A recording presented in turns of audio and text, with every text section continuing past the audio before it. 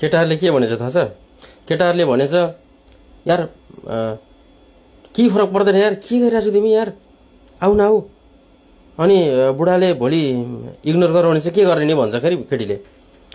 अनि केटीले के भन्छ, मलाई त यार मेरो बर्बाद भयो जिन्दगी यार, अब सबैले थाहा पाए, यहाँ गरे त्यहाँ गरे, हे मुला म छैन र भन्छ क्या केटाले फेरि।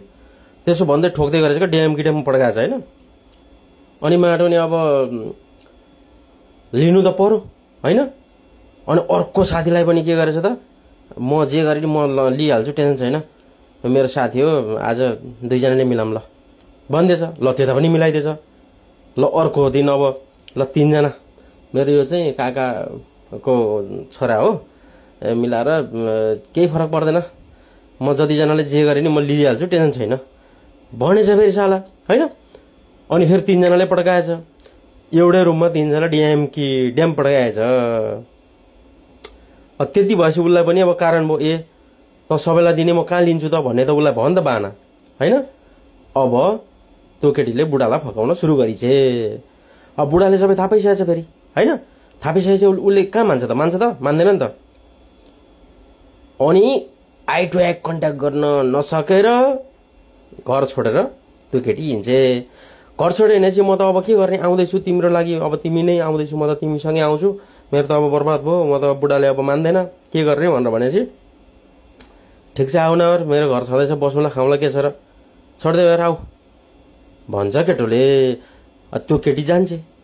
केटी गएपछि बिहा चाहिँ गर्दैन फेरि, घरमा हान्ने बस्ने रमाइलो गर्ने अरूसँग हनाउने हान्ने, ठिक छ सब ठिक छ होइन।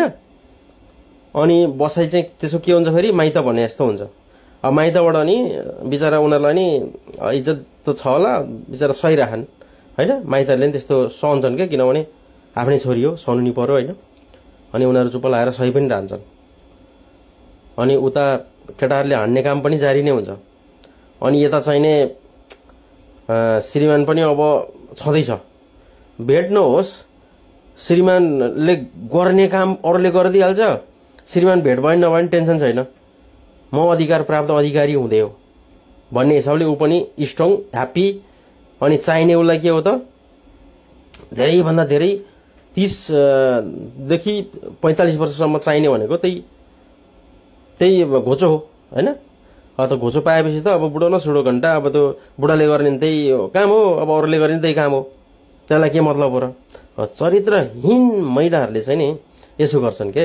अब यो चरित्रहीन बाहेकलाई भनेको होइन फेरि मैले होइन, चरित्रहीन महिलाहरूको यी कथाहरू हुन् क्या मैले। अब यो चरित्रहीन बाहेकलाई भनेको होइन फेरि मैले होइन, चरित्रहीन महिलाहरूको यी कथाहरू हुन् क्या मैले।